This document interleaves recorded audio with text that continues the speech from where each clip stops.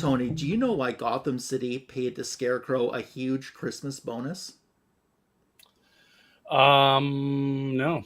Because he was outstanding in his field. Welcome to the greatest DC comic show on YouTube. You found Fanboys Live and the Retro Review. Thank you so much for spending time with us tonight, and I hope that your weekend's been good. We're happy that you're here, and we have a really good show lined up for you tonight. Mr. Signature King, I was informed last week that there is an unexcused absence on your record right before Christmas. I don't know who told you that, because it was excused. I am not saying any names, Shabab, but that's just what I was told. Well, I guess I'll just have to go to the principal's office tomorrow and explain. Yeah, you will have to bring that note in. Yeah, right. How was your Thanksgiving? How was your trip? It was a great trip. It was very cold. They got I got there on Wednesday, Thanksgiving Day. They had or maybe it's Black Friday. Got a gnarly blizzard, and then they got another gnarly blizzard. And as I was flying out yesterday, here comes another one. So I was like avoiding this blizzard that was chasing me the whole way. So you don't have to got tell a bunch me. of snow and you probably got stuck in it too. Yeah, I mean, it was nice and cold. The snow on my railing has just done nothing but pile up. It doesn't even melt down. It just keeps going. So yeah. So you did a little comic hunting, I think I saw on the Instagoose. Yeah, 2 really big shops. The first one was Rainbow Cards and Collectibles in Sioux Falls, South Dakota. Yeah. Cool. That shop, I can't even describe it to you. It's everything you can imagine crammed into one store. Comics, so it's pops, like a super figures. shop. So they have this whole part of the store that's just sports. Oh, wow. Cards, collectibles, all that kind of memorabilia. So it's pretty cool. But the second one, Acme Comics in Sioux City, Iowa. That's a historical store. If any of you have seen the documentary Midwest in Panels, which is a documentary about comic book stores all across the Midwest, they were featured in it, and they won an Eisner Award, which is kind of cool. And the owner, his name is Kevin, was in The Walking Dead. So he's got a whole bunch of Walking Dead screen used props for sale in his store. So that was kind of cool. Wow. How many people can say that? Not many. Yeah. They've got just little tiny stuff that you might see like for a nanosecond. Mm-hmm. But got still, really it was there. Big stuff. Yeah, everything comes with a certificate of authenticity, which is pretty cool. So, but both shops are great. I did a little bit of pickups from both. So excited to unpack those and get them put away. Yeah, awesome. You know what? I know you are too, but you know what I'm excited about? Our special guest tonight, because we have a first-time guest with us. Isn't that awesome? Always good. It is. And it's been a YouTube friend of ours who you've seen in the chat for quite some time. And now he's with us as a special guest. It's Gore Vidal. How are you doing, Miguel Gore? Hey, good evening. Good evening, everyone. Thanks for having me, you guys. I appreciate it. Thank you so much for coming on. We're really excited to have you tonight. How has your week been?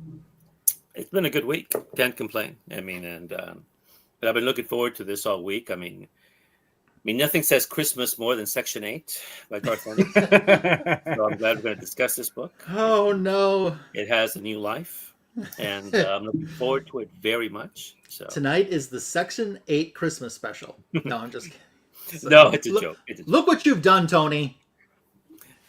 Yeah, it was a while back. It was a year ago. They did a show where they had a Garth Ennis book I wasn't familiar with called Section 8. Mm-hmm. And I think everyone here but me was disturbed about the comic. I know Ryan was not happy. And, not happy at all, especially the way Wonder Woman was treated in the book. Yeah, so it wasn't good for her. Yeah, in the chat, I always like to bring it up. So, but no, thank you very much for inviting me. I look forward to the night, and we'll have fun. So you guys have been doing this for a long time, and you've had a lot of good guests on the show, and thank you very much.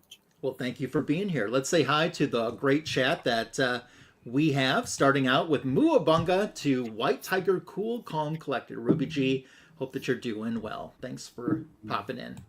John's Comics with Friends has been here as well. Thank you for being here. Our friend Jason, the Southern Comic Geek, 1626 now. Excuse me. That's pretty awesome.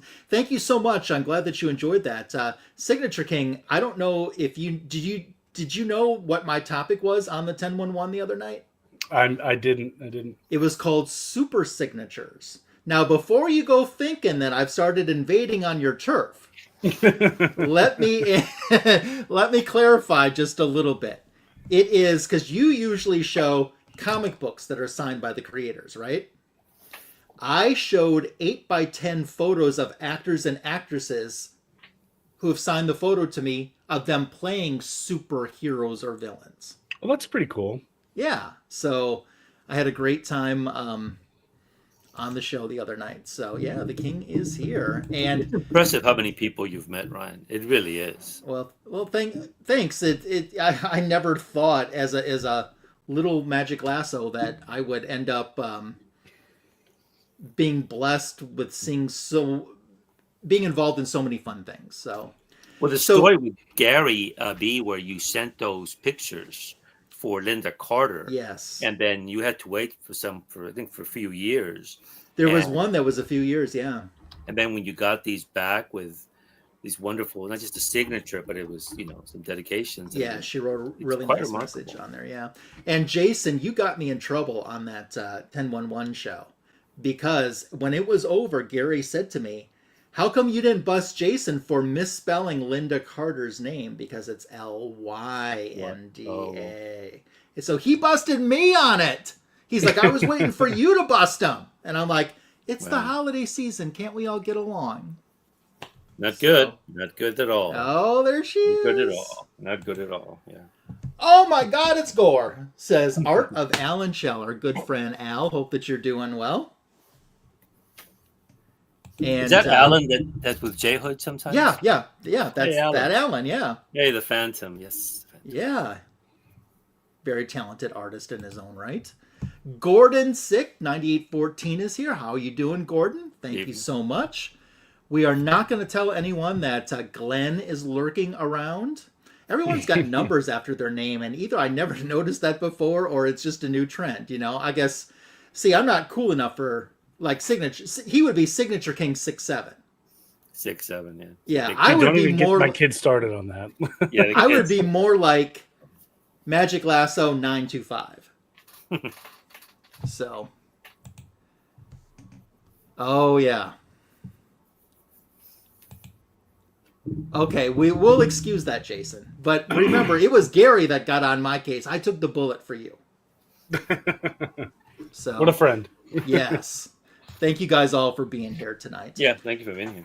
So, Mr. Signature King, last week we did not have very much news, which is not surprising because it was a holiday, Thanksgiving, and there wasn't a lot of news. I think there's huge news to start out with tonight.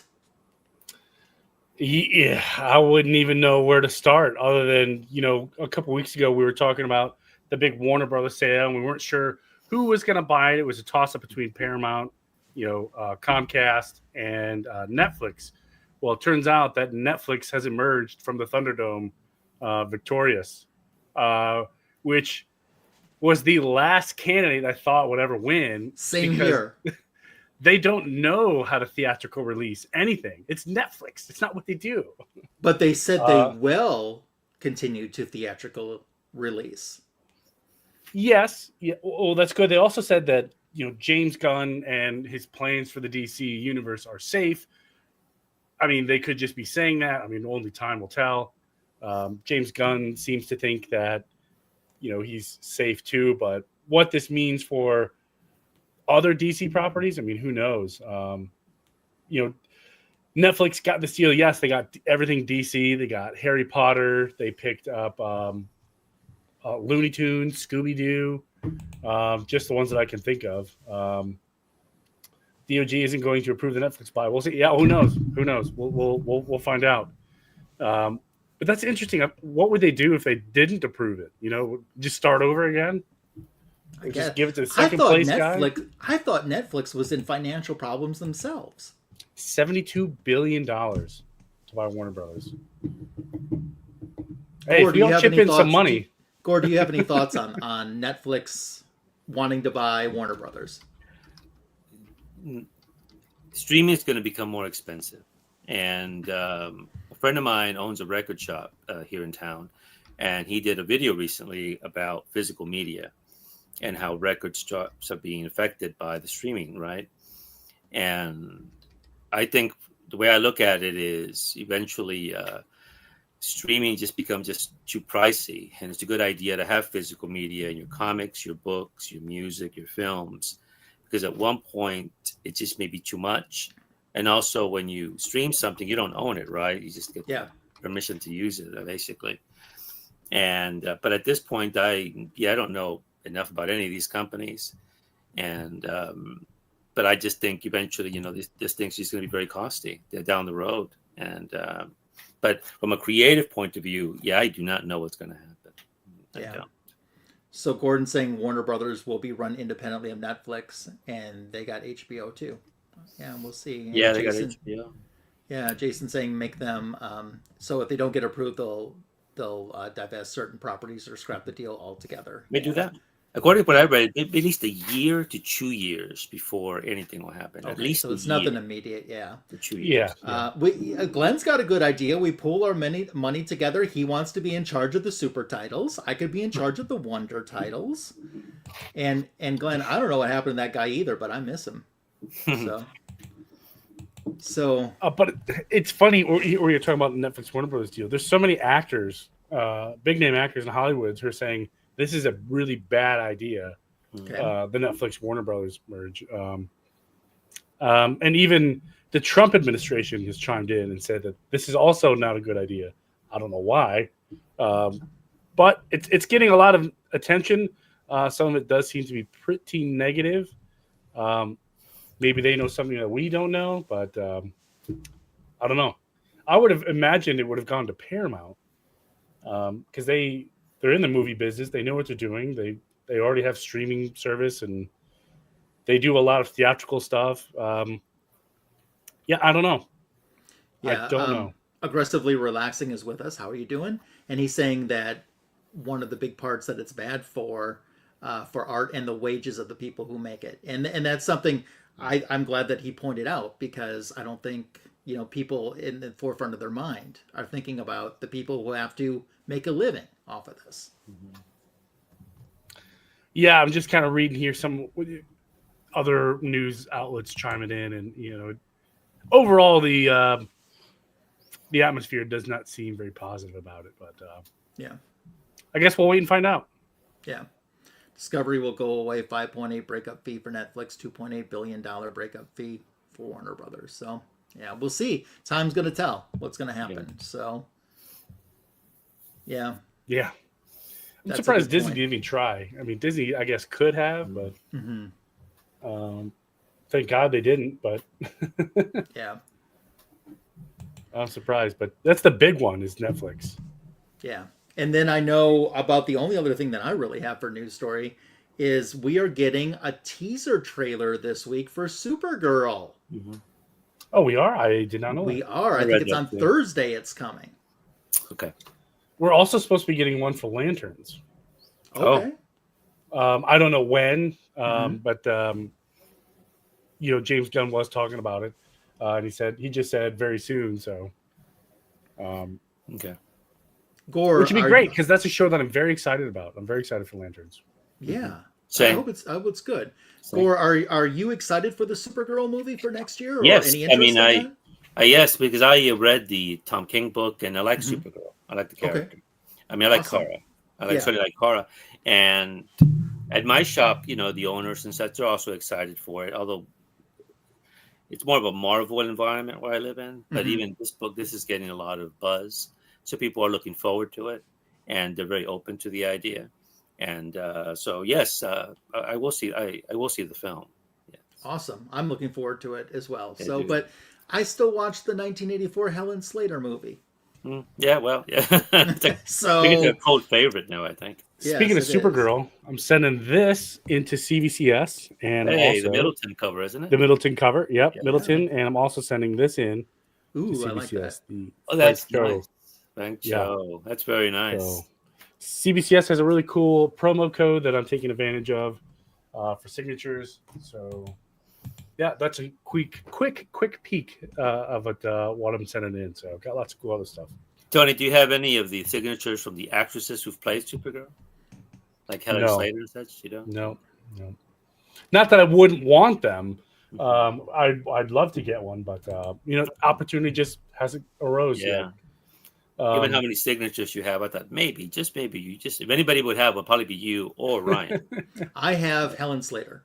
See, and she is as Supergirl in the photo. So, gee.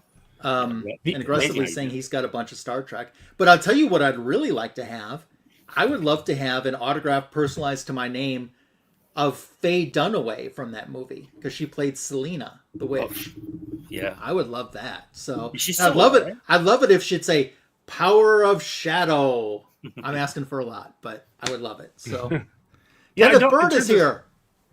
Mr. Bird. Hey, Kenneth. I don't have too many celebrity signatures. I do have some, but nothing like the way Mr. Lasso does. He's like he's got a library of cool. Every time I've known Lasso for years, and every time he'll be like, "Oh, look at this thing that I have." I'm like, "Where's that been hiding?" He's like, "Oh, I got it 20 years ago. Like, why are you just now showing me that?" Like, well, on Gary's show, right before they're about to leave, he throws in a teaser. Well, I know a teaser is more like a bomb when he says, "Oh, by the way, I have a pretty large Star Wars signature collection." I do. And then, bye everybody, see you. Thanks for having me. Gone. Yeah, if you want to see that, wait to the May 4th show. Yeah, they're going to start making shows. They're like, oh my goodness, I just cannot imagine. I didn't know that either. I didn't know he was a big Star Wars guy. Oh, I didn't know that. Yeah, first time I had heard that too. Force is with me. What can I say? Apparently, yeah. It's a section. Well, you've got Force powers. I've got turtle powers. How does an Ewok get from one place to another? E-jogs? I don't know. Ewoks. Oh. I was close. I don't know how you come up with these. I do this You're consistent. You are consistent. He's a joke machine. He really is that, and he knows everything about X-Men. That's whatever he does. He thinks he's gone. So. I just give it to Lasso. He's going to win. Just give it to him. He knows every trick. Give it to him. Yeah. So, and James has popped in to say hi to us. How are you doing, James? Hope you've had a nice hello, weekend. James. Yes, James is because I have also a book channel. And James does on his channel, he does book reviews and book discussions. Oh, that's awesome. And also movies. He discusses films. I was a guest on one of his shows about a week ago discussing my favorite Western, Big Country, which is a Gregory Peck film, Charleston Heston film. It was delightful. And glad you can make it. James is not really a comic person. So thank you especially for spending some time with us. I appreciate that, James. Thanks for being here, James. That's very cool. And I agree with Alan, who isn't a Star Wars guy.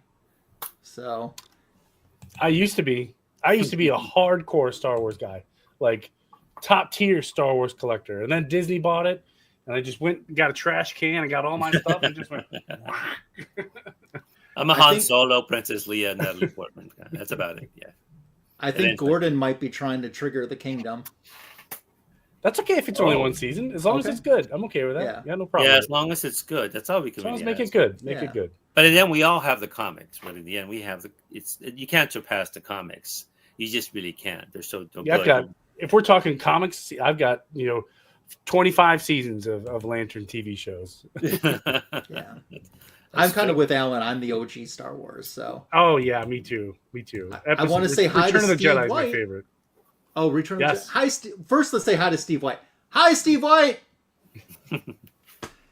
I like Empire better, but that's Empire's good. I'm an Empire. I'm a Return of the Jedi kind of guy. I don't know why. Okay. Wow. Luke Skywalker at his peak. I don't know. I liked it. I like big space battles. That was like a huge space battle. I love big space battles. Yeah.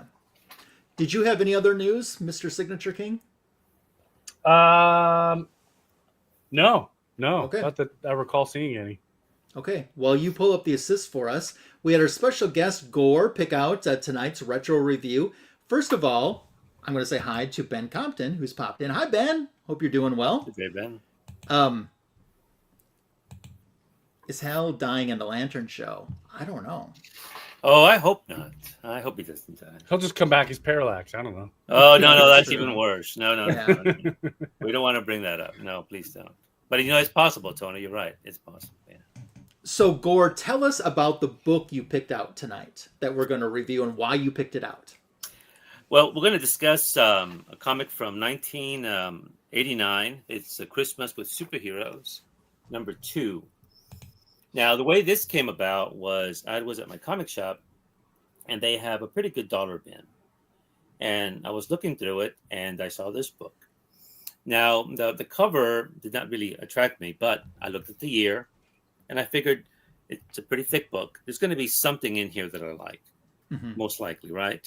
And I took it out of the poly bag, and we're out to there at the shop, and I open it, and I'll show you the first page. This is what did it for me. As soon as I saw this, I'm getting it. But I opened it, and this is what I saw. Oh, wow. Now, when I saw this, I'm thinking, oh, that's Joe Kubert. But then on closer inspection, it's not Kubert. It's Andy Kubert on the inks and John Byrne on the pencils. Yeah. And on the script. And it's an NMEA story. Yeah. Without looking to the rest of the book, I figured for $1, this alone is more than worth it, obviously, right? It's an NMEA story. It's a Byrne story, Kubert on the ink story, and it's dedicated to Joe Kubert and Kanigher, who created NMEAs. And then I began to look through this thing, and all these names begin to drop. And that's one of the thing about the people who are here is basically we're comic people, right? We know who these creators are. We know the writers, we know the artists, and we have a history with these people. And I won't reveal who else was on. I guess we'll do that throughout the show. And I was like, oh my goodness. And I was surprised this book has taken me decades, because this little book is a little treasure. It really is. And it's about what the comic medium, it's so wonderful about the comic medium for those of us, who have experience with it, right? I mean, all of us here have read books. All of us here watch a lot of movies and TV shows. But not everyone reads comics, but we do. And comics can do something that's just quite remarkable with the printed word and the visuals. And what this is, it's about superheroes, but it really gets to the heart of our common humanity in all these stories. And the end of the book, I will say this, it's got this long editorial by the editor at the time was Mark Waid, very young Mark Waid. And it's got all these signatures, right? But if you read the back of it, he's talking about how when he was a DJ, I think in 1980, 81 at university, they're having a party. May have been a Christmas party for all I know. And yes, it was. It was around Christmas time. And then the radio is interrupted. The news comes on. They've shot John Lennon. And suddenly everything goes quiet, right? People begin to cry, and the death of Lennon, very significant, especially for this generation, right, who grew up with the Beatles.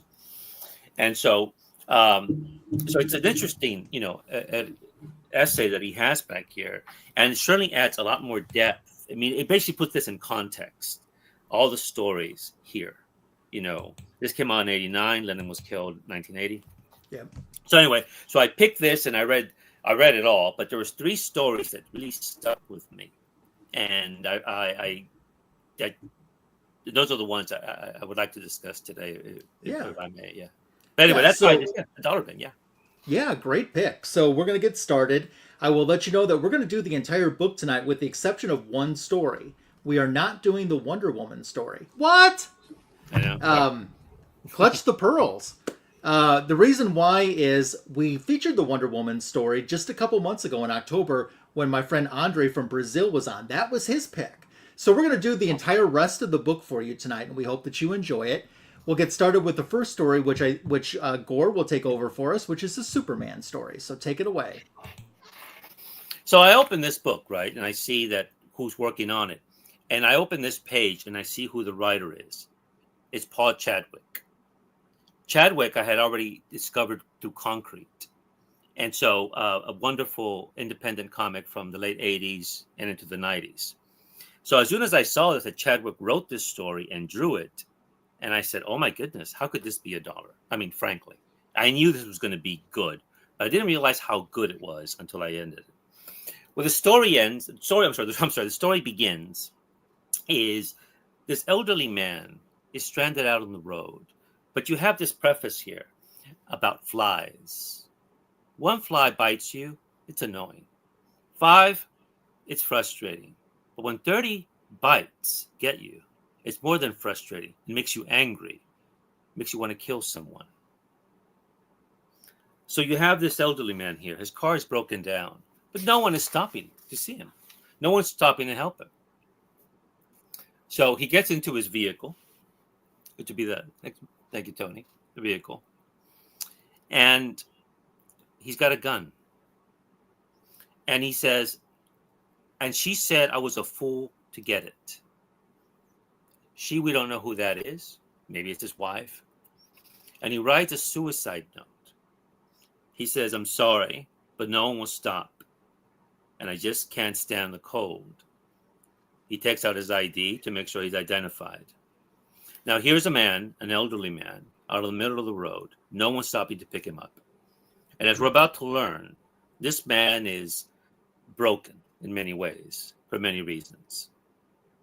And he's about to pull the trigger, and then someone knocks on the window. And it's Superman. And Superman just asks him, may I get in with you? Just matter-of-factly.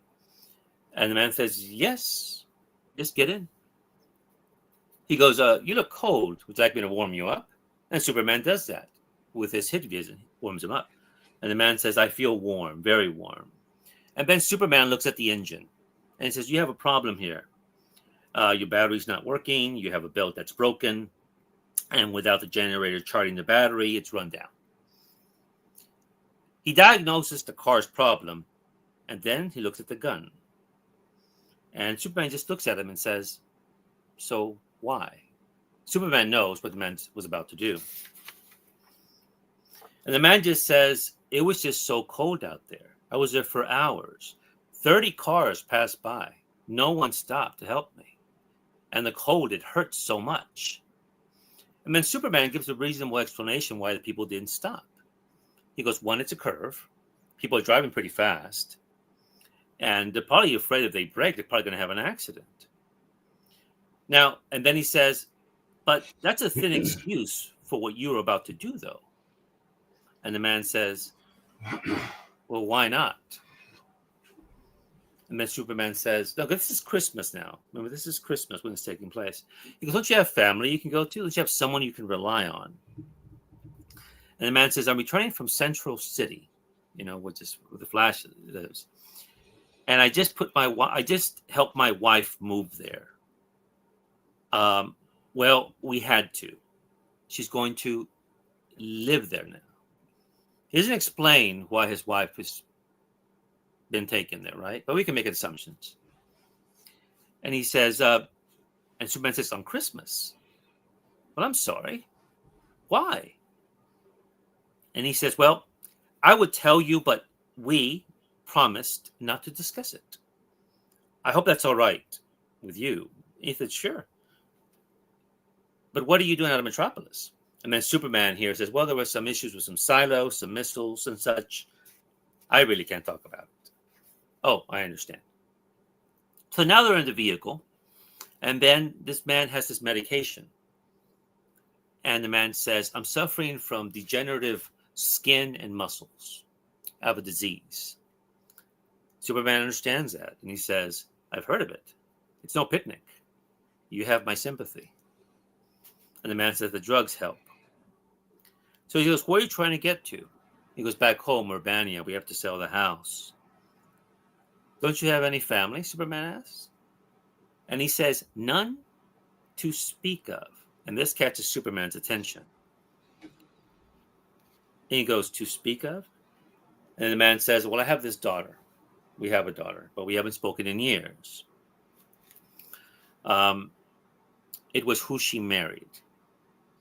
My wife objected to the marriage, objected to the man. I didn't, but you have to, but when you live with someone, you try to present a united front, so to speak. Superman just says, so why not just call your daughter? He goes, it'd be just too awkward, he says. She must hate me. She wouldn't want it. Then Superman says this, and he says it in a very, I just read it, what he says. It's just brilliant. He says, I don't mean to preach here, but there's one thing I know. No person who's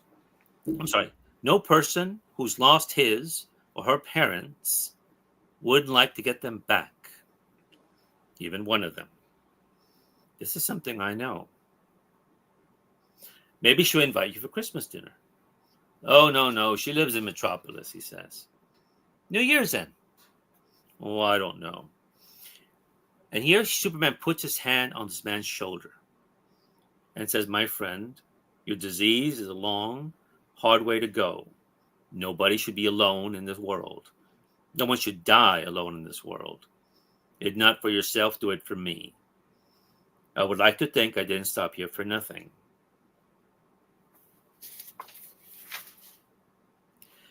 The man says, okay, all right, but not because you saved my life, but because you made me warm. I'll call her. And Superman says, good. And then if you can see there, he gets the gun. And he goes to fix the car. But he goes, hey, give me that paper. And Superman takes a suicide note. And he turns it around. He goes, I'm going to give you directions for a place for you to go. Because your car's not going to hold up. There's no service station around here. I have friends that live around here. And you're going to have dinner with them. He goes, no, I couldn't impose. He goes, oh, nonsense. They're good folks. They helped me out after I had some trouble in space. One time, Superman says. But I'm trusting you to be discreet. Don't mention this to anyone. And the man says, I won't. You have my word. Thank you. And the man says, and Superman says, I believe you. Take exit 20. And Merry Christmas. And the man says, Merry Christmas. And Superman crushes the gun into little pieces. And the man starts his car and takes an exit to Smallville. Wow. Yeah. What a way to start out the book. Yeah. Yeah, wild, interesting story. Although what he could have done, he could have just carried the car to wherever it is. That's what I thought he was going to do. I thought that too, but he didn't, because Superman, this is a situation where his physical strength is not going to help this man. Mm-hmm. This is where Superman's humanity, although he's not human, his values are important. He puts his hand on this man's shoulder, right? And basically letting the man decide. This man is broken. And he knows nothing really. He could take him, do exactly that, right? But also he respects that this man is an elderly man who wants to do things for himself. He already cannot take care of for his wife. He probably feels bad about that. Maybe his wife has Alzheimer's. He's got this disease that's going to be just breaking him down.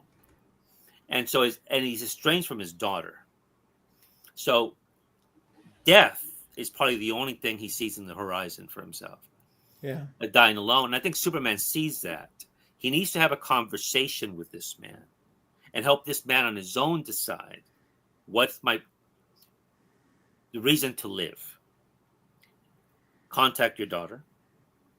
And he's going to introduce him to his friends, the Kents, right? Yeah. But I think that's the reason he didn't do that, because this man wants to have some dignity, Mm-hmm. and he understands as dignity that I'll help you, but not too much help, right? Out of respect. Yeah. And that's the way I looked at it, right? Yeah. So good story. it's a wonderful story. And when I read this, I said, oh my goodness, Paul Chadwick. And Paul Chadwick would do this in his Concrete stories. If you've ever read those, they're like that in Concrete. Nice.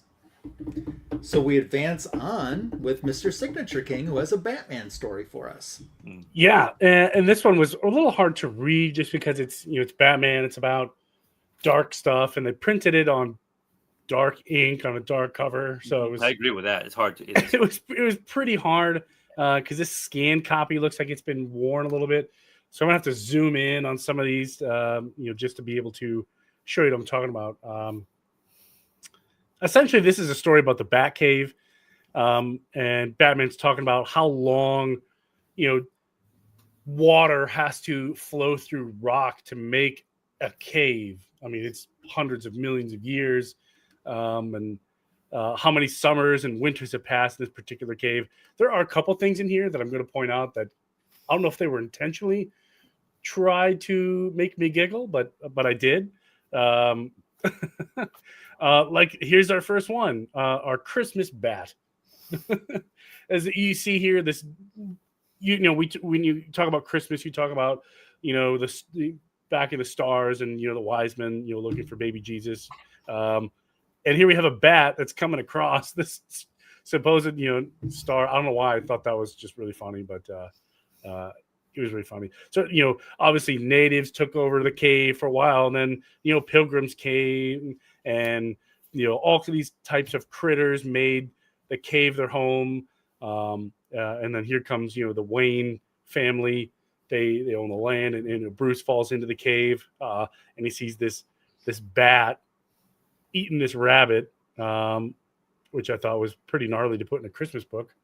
Nothing says happy holidays like a little bit of, nature. But yeah, you were talking about the Batcave. Cut to, now Bruce is an adult.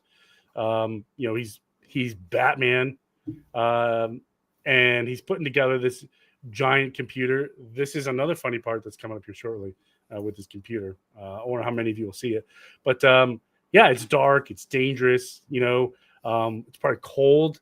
Batman spends a lot of time down there, alone, probably, on not just Christmas, but like every holiday, his birthday, and he slowly is becoming, the mentality of a bat. And here we have, I assume this is Dick Grayson, Robin. But yeah, he gets this costume for Christmas, which I gotta say, terrible gift, not a good gift, because Christmas is cold, and it looks like Robin could use a pair of pants and some socks. But it's Christmas, so they got the Batcave all decked out. They got a Christmas tree, and this is the part that made me laugh with his computer. See if I can zoom in on it. It says crime computer. So I mean, back in the day when this is written, no one knew where computers were going to be, so that made sense to call it the crime computer. I don't know why I thought that was so silly, but it seems more like an Adam West thing to do. Oh, go to the crime computer. But yeah, they're fighting crime on Christmas, and they come home, which, by the way, Alfred dusting around the crime computer, looking at it. I'm not sure what he's going to see. There's nothing, doesn't look like it displays anything, so I don't know what it's doing. But anyway, they return. They're having this celebration, which I thought was really nice. And here we have, we're hanging up Robin's costume in the Batcave, like not necessarily a memorial for Dick Grayson, but a memorial for Robin. He's grown up. You know what I mean? He's no longer Robin. He's going to Hudson University now. Hudson University. Yep. Yeah. Hudson University. HU. Oh, that does seem like a little weird college sweater, but whatever. I digress. Because it's still a comic. Yes, that's true. It's a crime computer. It's still a comic book, but still, like, it's silly. But that's okay. It's a comic book. You're right. Yeah, there's Bruce here. He's talking about he spent all this time in this Batcave. But he feels trapped. What's Gotham without Batman?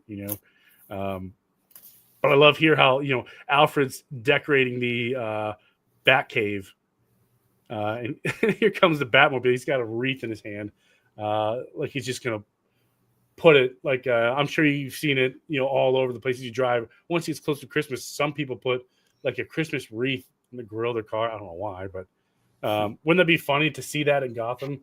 Batman rolls it to fight crime, but he's got a Christmas wreath because he's he wants to keep it festive. Here we have a death of a bird robin, and it's here comes a bat, which I thought was cool. This is really cool. what's the word I want to use? Very cool symbolism. I want to say symbolism. The robin in front of a robin, and then there's a bat. But yeah, this one doesn't really have like a story. It's hard to tell a story about the Batcave. I don't know why this one. I mean, this is a good story. Like it exists in a comic book, but to be able to tell a story about the Batcave and everything that happens in the Batcave and all the memories that are made in the Batcave and all the time that's spent in the Batcave is a pretty creative thing to do. I don't think I've ever read a story about the Batcave other than this one. Mm-hmm. But yeah, this one has a lot of symbolism in it. Yeah. I thought it was interesting in your story that at one point, when Batman comes back into the Batcave, you see Alfred actually helping him out of the car and assisting him, and even Batman needs someone that he can lean on. He doesn't just walk out 100% unscaled. Yeah, that's true. And what's funny is there have been stories about just that exact thing. What would Batman be without Alfred, or what if something happened to Alfred? Even this current Absolute series that's running right now, there is no Alfred, so to speak. But it's different. So we're gonna skip the Wonder Woman one, even though I thought it was pretty cool. It was. I do want to answer Alan's question on he liked the art on the Batman story. And the art is Gray Morrow. Hold on, It's Gray Morrow. Gray Morrow, yeah. That's another thing that picked this up. Yeah, because Gray Morrow and Dave Gibbons wrote the script from Watchmen. Yeah, very cool. So Gore's going to come back and do our Enemy Ace story. This one is going to be very much different than any other story in the book because it's a silent story. Yeah, take it away. Yeah, this one is Silent Night, and again, this is the reason I picked up the book. There's a page I opened when I saw the book. It's written and penciled by John Byrne, and with finished art by Andy Kubert, and it's dedicated to Joe Kubert and Bob Kanigher. It's an Enemy Ace story. A character, it fascinated me. So what you see here is you see a British plane that's down, and this is a British airfield. And you have the Red Cross that's there, the nurses there, and caring for the injured. And she approaches this young man who's doing these drawings, and he's injured there. Now, in the background, you see a man on the crutches. He's an older soldier. Now, the young man, he looks at his artwork, and he has this line there called "Lords of the Killer Skies," which it's a paraphrase actually on the title of the first story that Kanigher and Kubert did for Enemy Ace. And so this is the man basically who shot him down. And so she's looking at through his drawings, so that may be Enemy Ace there, which is, of course, Hans von Hammer. Now, the older soldier there, he's pretty offended by this. He's pretty angry. So basically, you can see he slaps the drawings away, and he begins to just lay down the law to this poor kid, And then if you notice there, those are the names of the men that are missing. Pilots, British pilots, presumed probably shot down. And then in the background there, you see the meal there. They've been 14 days without supplies. So they're going to have a Christmas meal, but it's not very much that they have to offer there. So the next panel then is the young man's kind of traumatized by what happened. But then they hear the roar of a plane approaching. And when they go out, it's one of the German planes.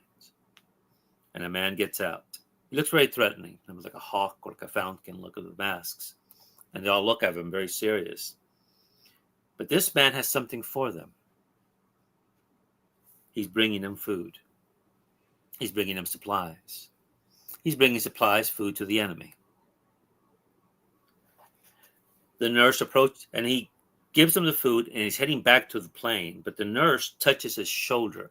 Again, this is the second story where the touch of a shoulder is important. The Superman story, a Superman touches the elderly man's shoulder at one point, lays his hand on his shoulder. Here, she does the same here for Enemy Ace, basically saying, "Come, don't go."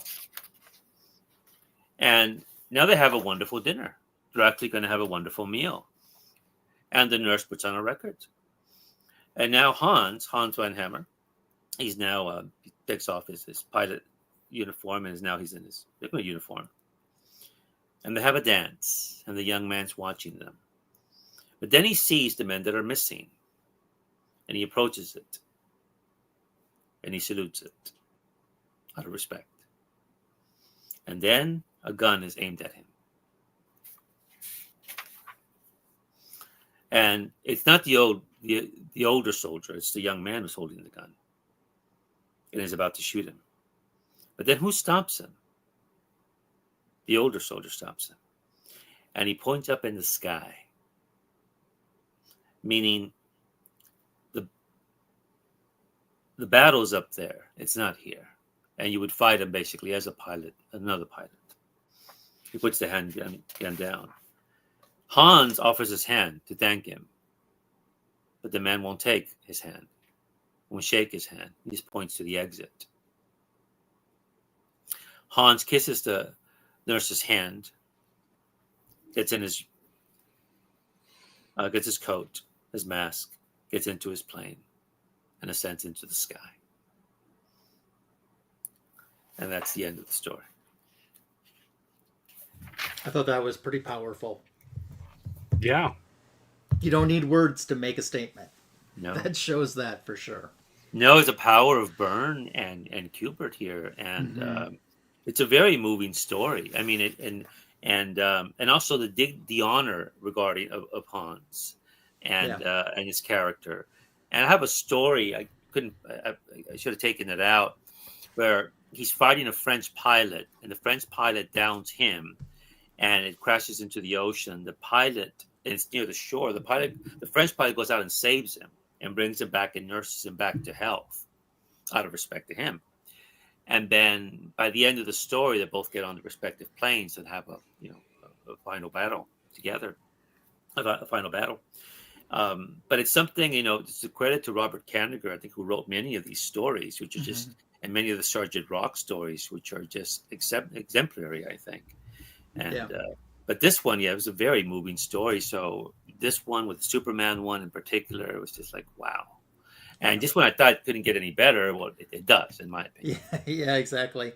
And Al, I just want to say that, if you want to come on sometime in 2026 and talk Enemy Ace, we can do that in the Retro Review. Oh, that'll be nice. So just throwing that invitation out there. So we'll be taking some time off soon, but when we get back into the new year, we can definitely take a look at that. So I'm going to take care of our next story right now, which takes place a little bit in the past, back when there was a Justice League satellite.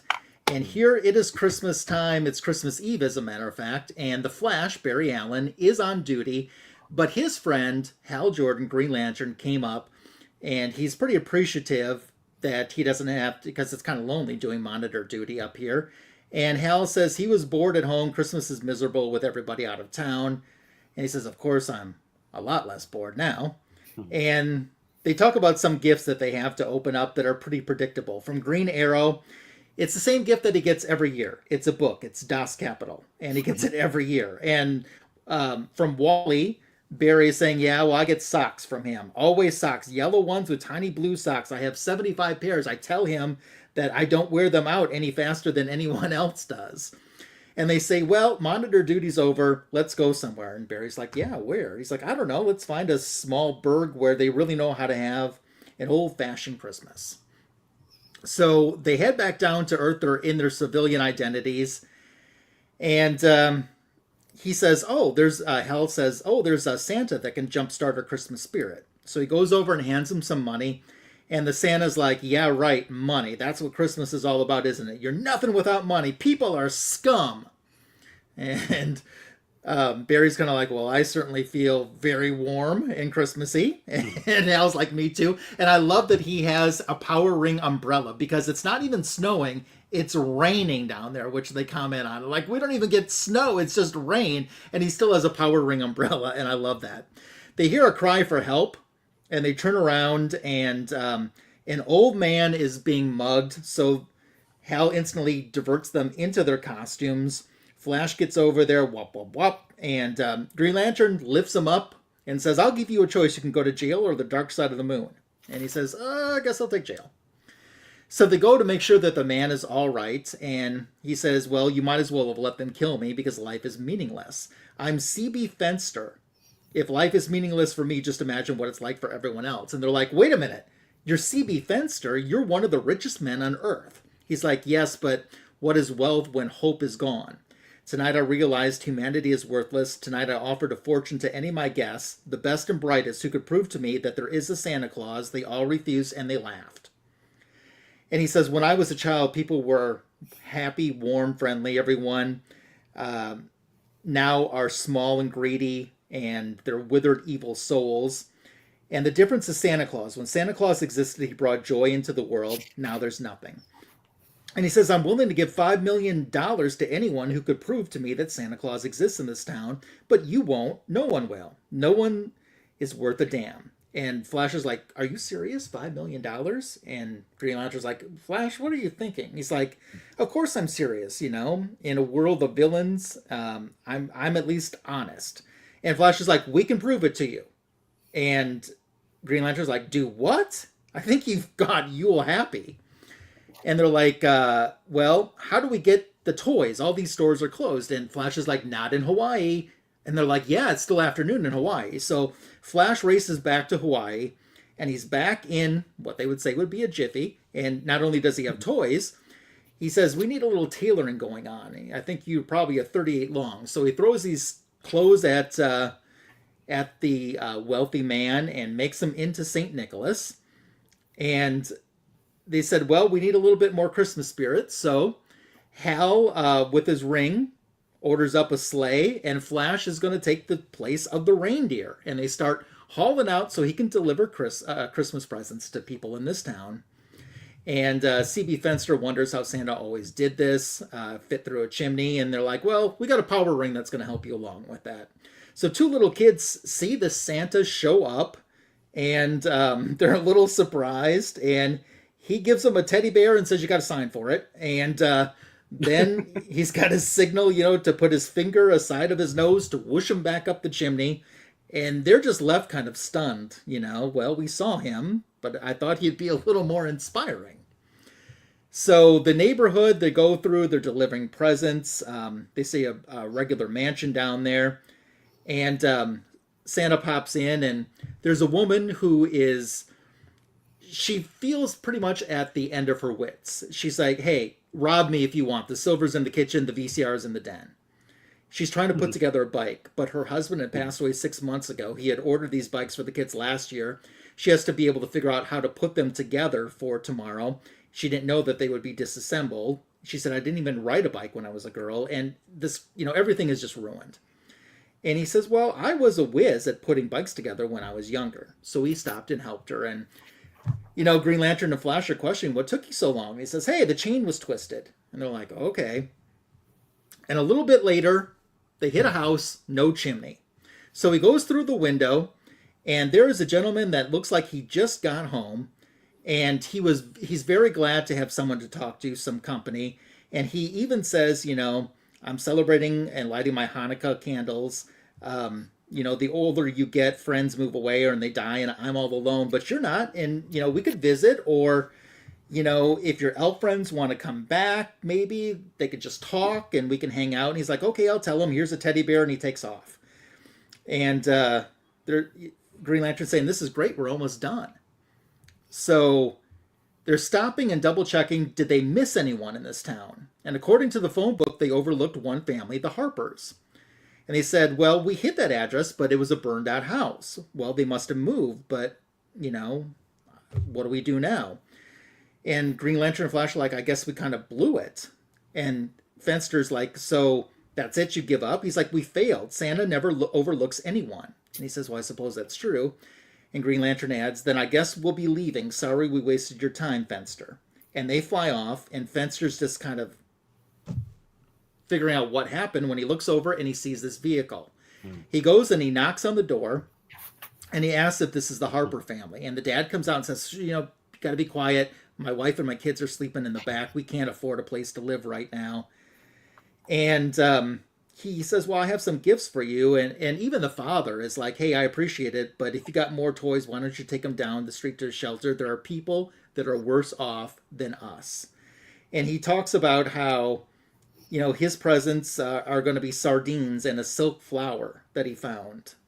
And this guy's like, well, that's swell, but hey, I want to help you. When a voice says, now you're talking, Fenster. And it's Flash and Green Lantern who are back. And they said, but I thought you gave up. And he says, not exactly. We had a hunch, well, two hunches. One is this might be the location where you could find the Harpers. And the other is that you could actually find the real Santa. And he looks in the mirror of the car, and he's the real Santa because of the giving in his heart. And he realizes this. So he's going to offer them that check where Green Lantern says, keep it. And he says, Fenster, people aren't really so bad. There's a lot of folks out there trying to do the right thing and be happy at it. They could use your money, sure, but what they need is someone who really cares. He says, well, I never really thought of it quite that way before. You two have given me quite the gift this night. What say we find a way to spread that gift around? And they go back to the house of the man that was so lonely. And they bring the family and some other people that they visited to have a nice little visit. And Green Lantern wishes Flash a happy Hanukkah, and Flash wishes him a Merry Christmas, pal. So, fun story. Yes. It's wonderful to have it after a very serious story, like the Enemy story. Yeah. That's serious, but a more, more somber one. Lighthearted, more lighthearted. And just more lighthearted. Take a moment to breathe and have... Yeah. It reminded me of Miracle on 34th Street. Remember that film with Natalie Wood? Yeah, yeah. And Alan saying we need a Blue Beetle Booster Gold, where they bungle it all. Yeah. I want to say hi to Plastic Letters, who's been a Byrne fan forever, but had never seen the story. Oh, thank you so much. Thanks for stopping by. I really appreciate it. Yeah, I was surprised by it too when I saw it was a Byrne story. Yeah. And this one was drawn by Coleen Doran, who I think worked on some Wonder Woman books, right? Yeah, I believe so, yes. Yeah. We got one story left, and it is a Deadman story that Gore will wrap up for us now. Okay. Does it start on this one, Gore? Yeah, it does start on that one. Yeah, it starts right on the left where you Yep. see the man getting out of the taxi or something. No, of his limousine. So this was again this is the final story and in this collection. And again, I had liked all these stories, but I was particularly moved by the Superman story and the Enemy Ace one. And I didn't think you could get any better. I'm thinking it just can't, in my opinion. And I'm reading it. So I began to read this story. And I go, hey, it's Deadman. I know him. And I look at the artist. It's Dick Giordano. And the name, Alan Brennert. I remember thinking, that name sounds familiar. And didn't click until the end. I knew who that man was. So where the story begins is you see it's Christmas time. And Boston Brand, a.k.a. Deadman, is searching for a new body to inhabit. Because that's what he does. So he sees this man named John Turner Danforth. He's 45 years old. He's basically, again, this story is from 1989. And the 80s, that film from Wall Street, Greed is Good. So you have this man who's kind of like the character in that film played by Douglas. This man buys property. I mean, he recently bought a bunch of supermarket chains. Then he's going to sell them off pieces by pieces. Let's see. It says here how many people were fired because of it. Let's see. 50,000 people were fired as a result. But he got $10 million bonus. So he cleaned out. So Boston gets into his body, but he doesn't feel right. He does not feel right in his body at all. He says he feels cold and wet inside this man. But before he leaves that body, he's going to do some good.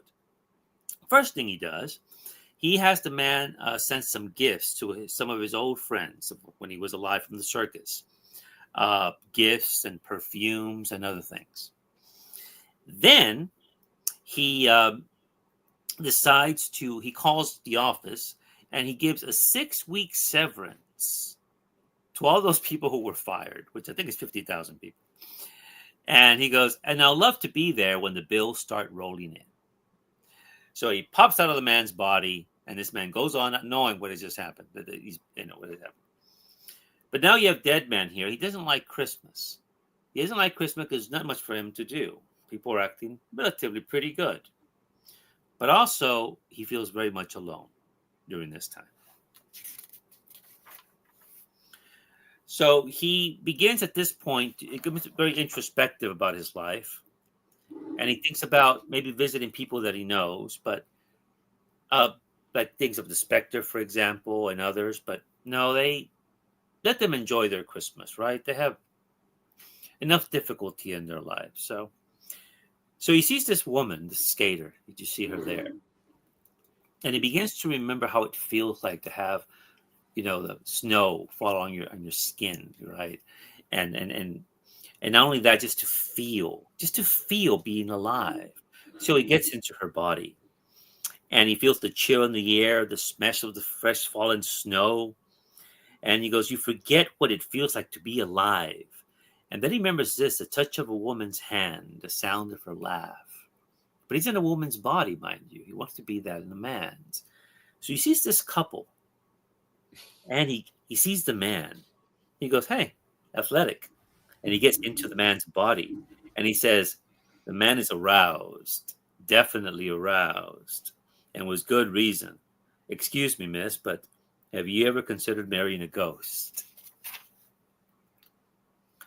So he gets into this man's body with this woman, and they kiss. He feels a woman's lips on his lips, right?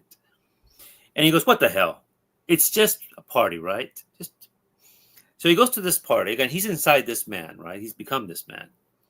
And his name is Paul. The woman's name is Carrie. And he's really enjoying this. This party reminds him of when the parties that he used to go to. Everyone seems nice. They all know him. Well, they know Paul. And he begins to remember how Christmas used to be when he was little, when he was a kid. It's like any other Christmas I ever had as a kid.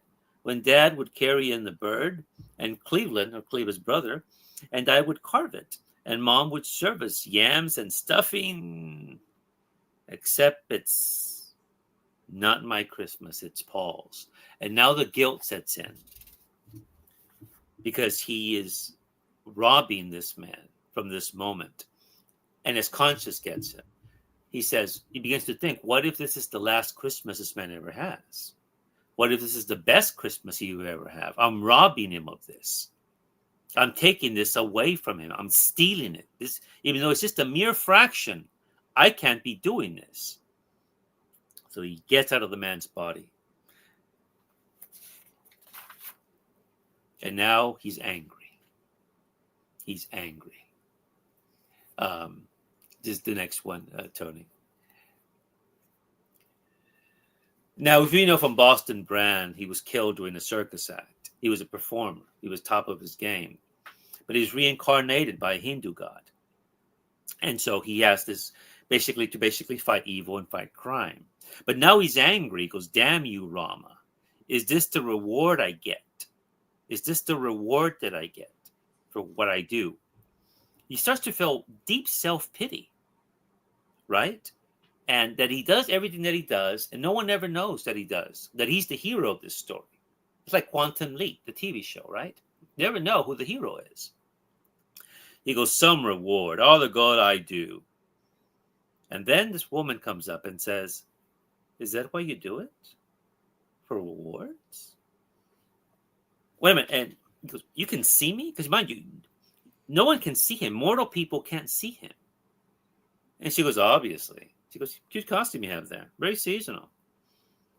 And he begins to think, are you with Madame Xanadu? Are you one of, someone in magic? And that's the only way you could see me.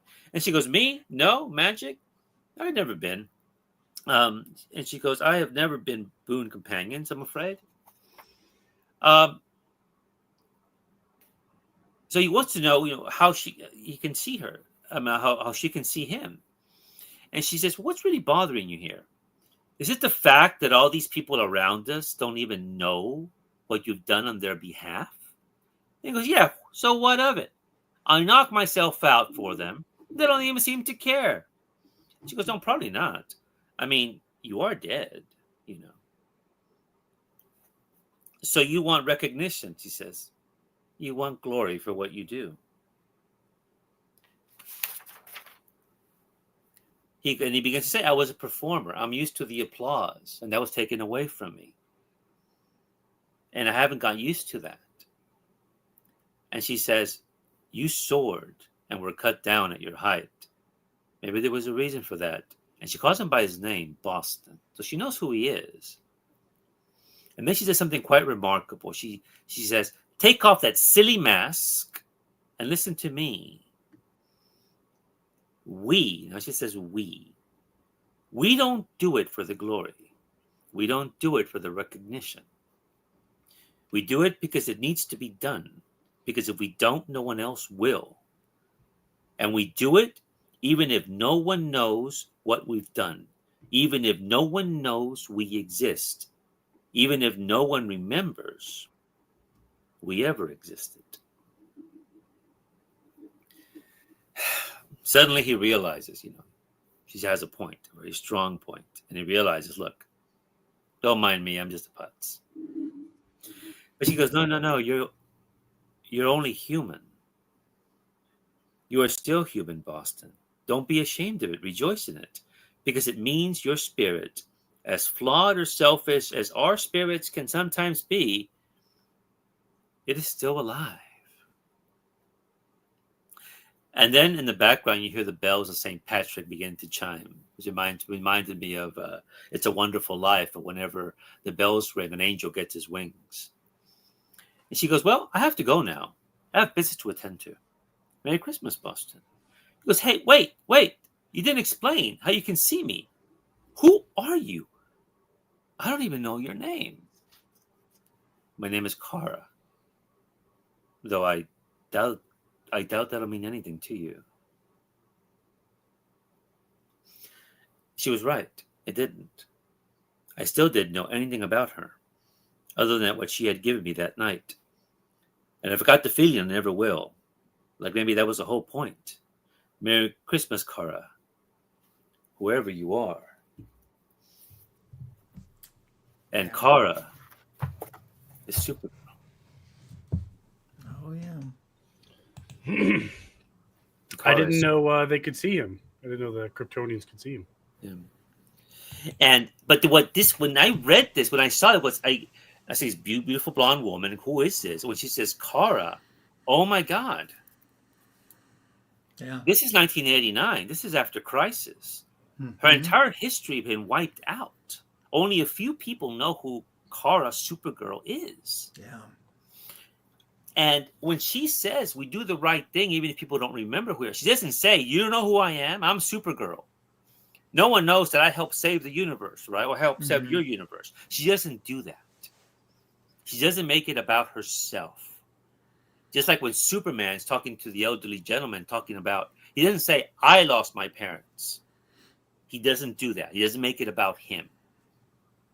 And here Kara says, the hero does something because it's the right thing to do. No one else is going to do it. And you don't do it for glory. You don't do it for recognition.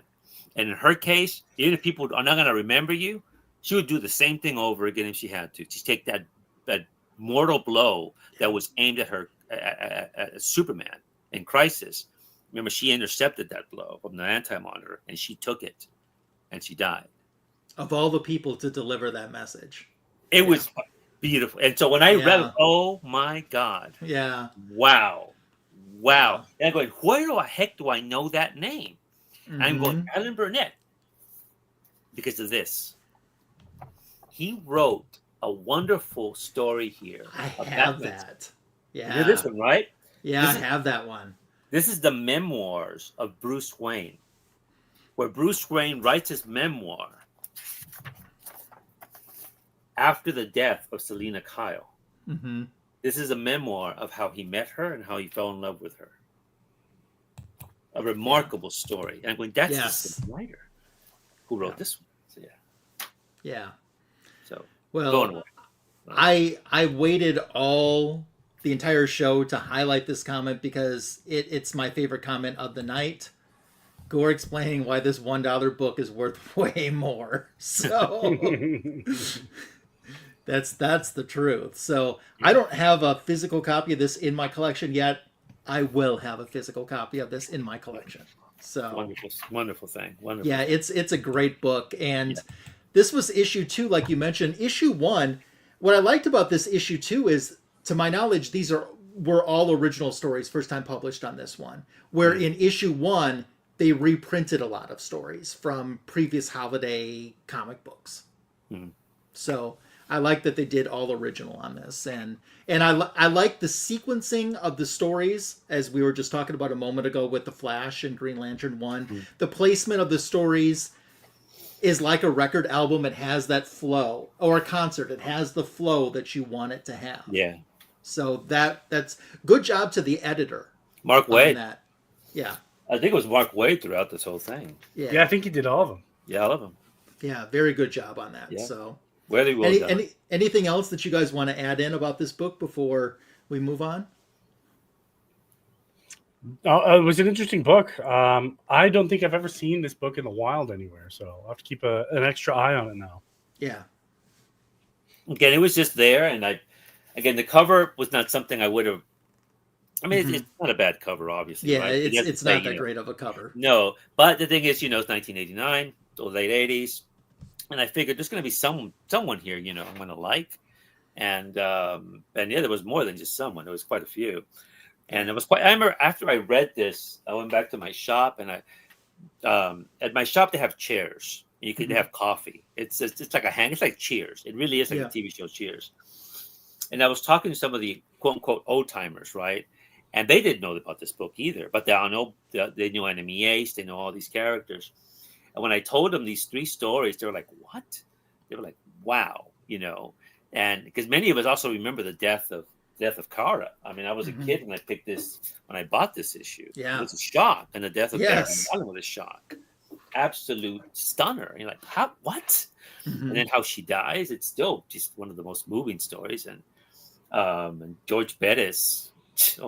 I just cannot speak enough about that man. What he could do in one panel. That's another show. Yeah. But in any event, no. I'm glad. I'm still grateful you had me, to discuss this comic, and it's a comic that more people I think should know about. Yeah, I agree with you. So, yeah, good stuff there. Thank you so much for picking that out. I'm so happy that we did this, and it's really put me in the holiday spirit. That's for sure. Yeah. We're going to get ready to do our book show portion. Gore, if we're going to let Tony go first in case you want to put something together while he's showing. Yeah, let me grab a book. Let me grab a book. Then we'll start with Gore. Okay. So, Miguel, tell us a little bit about what you're going to share with us, and if you have anything going on in your channel or any other appearances that you want to plug, you could do that now too. No, I mean, on my channel, I haven't made a video on the Gore Vidal channel in several months, but eventually I'll be posting another one. And I did leave a link for the channel in the description for this video too, if people want to sub you up and check out what you have up there already. Thank you. Yeah. No, I guess the books I was going to show. Well, this was one of them, obviously, right? This is the one by Brennert, but I have this comic with these 2 comics, which I think you probably have. The first one is this one here. Is Date Nights, the Tom King book. Oh yeah. And so the reason I find this is a wonderful story. This is a story about Selena and Bruce, and basically again how they met. Yeah. And also and how they aged together. And this is a wonderful scene when Bruce goes to the doctor and he has a terminal illness. And the ending to this is just beautiful, I think. Yeah. And then I want to say, I don't know, it was a year or 2 later, there was this Catwoman special. And it's Tom King, John Paul Leon, Bernard Chang, and a few Mitch Gerard, Dave Stewart. And here you have basically a story about Selena, that's basically, little Selena when she was left in a dumpster when she was a little girl, and going to the orphanage, an orphanage funded by the Wayne Foundation, and she sees little Bruce up there with a portrait of little Bruce and his parents before he realized who it's going to be. I did a story about Selena and also her destiny and her fate. So I have these together. Nice. Because they go well together. Yes. Yep. And so, I recommend them. I do recommend you get these on the wild if you find them. And if you like romance, not a Harlequin romance where it's like you go, oh, no. We're talking drama here. We're talking, you're going to feel the pain here, the way you're supposed to be, how love works, especially when you lose somebody. And what it means, because it hurts because they meant something to you, so that you can't describe. So those were is love. Yeah. Well, very nice. Some good picks there. Thank you for sharing. Mr. Kingdom SK, your channel, your book show. Channel. I don't have anything specifically planned. Obviously, probably just a bunch of shorts, but I don't know what happened over the Thanksgiving holiday, but my channel exploded. It did. Congratulations. And it's still climbing. So I started Thanksgiving break. I was at 1,549 subs. I am at currently 2,395. So. Oh wow! It's a tsunami. It's definitely a tsunami out of nowhere. I guess YouTube really likes room tours. I've got a total of 846 new subscribers since I launched that video. Wow. That's awesome. So almost my entire channel up until that point, I got just in one video. That's wonderful. That's wonderful. And if I knew what I was doing, believe me, I would have done it a long time ago. Many times. But thank you. Thanks to all the new subs for sure. So I got a couple of books here I'm going to show. We're talking about Deadman. I like Deadman. He's one of my favorites. I got this signed at Baltimore Comic-Con by Kevin Nolan and George Perez. And I went with Dead Again. That is such a good cover. It is, except Messner-Loebs smeared his own name a little bit. But that's okay. I still love it. But yeah, it's a good story. It's a great cover. Happy to meet up with both of them to take care of that cover. And the last book I'm going to show here, I've never met this person up until Baltimore Comic-Con this year. This is a first for me. And I don't really care for this story, but it was still cool to talk with James Robinson about it. And he signed my Justice League #1, Cry for Justice. Yeah, it's nice. Yeah, where I think it's Freddy. It's Supergirl. Date, I forget. Is that an 8-issue series, Tony? Is 6 issues or 8 issues, that one? 7. 7. I've been looking for those in the wild. I can't find them. Because I could have a Supergirl story in there, and I've been looking for those. Yeah. God, this has been in my collection for years. Yeah. Once I saw James Robinson's name on Baltimore. He's a good writer. Let me dig this out. See what kind of shape it is. It's still good shape. But yeah, it was an interesting story. I don't really remember it very much. Okay. But I just remember that I did enjoy it. So I was like, yeah, why not? So nice. Yeah. Stay tuned. Alan asking, is Deadman a movie or an HBO series? I think it's neither, right? I don't think neither. there has been. Yeah, there's been short animated stuff, Yes, you're right. There has been. Yeah. But nothing concrete. Yeah. True. So my channel, my book show. What's going on my channel already currently? My back issue of the week short that's currently on the channel was a Marvel team-up book with Spider-Man teaming up with Yellow Jacket and the Wasp. That did over 1,000 views. Thank you so much. Appreciate that. Yep. My comic book editions video on Tuesday, I completed 2 more volumes. It's always good when you got another volume completed. One of them was Blue Devil. I was missing just 1 issue of Blue Devil to complete that, and I had a mail order because I just couldn't find it in the wild anymore. It was the last issue, but completed 2 series. There's some Marvel and some DC, both in that latest comic book editions video. There was the 1011 on Gary's channel, which is also on the collaborations playlist folder, where I'm showing autographs from actors and actresses that played superheroes and villains. What's coming on the channel, tomorrow's back issue of the week is going to be about the very first comic book of Adventures of the Outsiders. So in the previous issue, Batman ditched them. And they changed the name from Batman and the Outsiders to Adventures of the Outsiders, but kept the numbering from Batman and the Outsiders. So I talk about that issue in tomorrow's back issue of the week. Tuesday's comic book editions videos, some more Marvel, some more DC in there. And that's what's on the way. And for a book show, since we were in the holiday spirit today with this great pick, I thought, well, this is appropriate to show because this is the original, but this just came out as a facsimile this week at your LCS. Wow. Yeah, I think I saw that. Yeah, and it's cool, but the foil one is even cooler. There's a foil for that? There's a foil for it, too, and the foil really pops. So I thought this would be fun just to pull out and share. And sorry, Silver Hair Bronze Age Babe, there's no diorama on the back. So I know she loves her dioramas. So none this time, but still a fun book.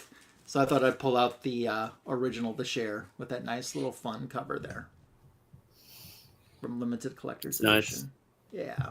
So I left a link, like I said, for Gore's channel in the description for this video. Oh, by the way, with the book show, if you have something at home that you would like to share with us, why don't you put it on Instagram and just use the hashtag Fanboys Live in the Retro Review so we can check it out. I know we would love to see your at-home version of book show. That's cool. So, it's been a very fun Fanboys that I felt has put us in the festive spirit. My friend Miguel Gore Vidal, thank you so much for coming on. I hope you'll come back because I thought you did a fantastic job tonight. No, thank you. No, very much like to. Absolutely. And great. No, I'm grateful to both of you. Thank you very much. And those people that were here. Yeah, thank you so much. And Tony, anything else you want to add? No, thanks for swinging by to everyone in the chat, and a double tip of the hat to Mr. Vidal for agreeing to come on the show. I know it's always great having new people that have never been on the show because then I can get a sneak peek at your room. Kind of maybe steal some ideas. Cool, steal some ideas. You know, you got a lot going on there in a good way. What did you steal from mine, Senator King? A blank canvas in a good way. A blank canvas, infinite possibilities. You all are going to feel so embarrassed when you realize what has been in front of your eyes the entire time, but that's for another story. I'm not going to feel embarrassed, but you will. if it's this glorious room, you know, and he's just doing this little tiny, Tim the comic collector. He's only doing a space this big. We have a guest next week that's going to wrap up our season of shows, and it's another first-time guest. First of all, we'll have Silver-Haired Bronze Age Babe back with us next week to wrap up the season. And our special guest is going to be Man Cave Comics. Okay. And Man Cave and Silver-Haired Bronze Age Babe have been friends, but they've never done a stream together before. So they're going to meet on the show next week. Nice. And that's going to be fun. So we look forward to that. Yeah. No. We had a wonderful chat tonight that I'm very appreciative for. And if you watched on the rewind, I appreciate you making it all the way to the end, too. This has been the greatest DC Comics show on YouTube, Fanboys Live in the Retro Review. We'll see you next week. Bye!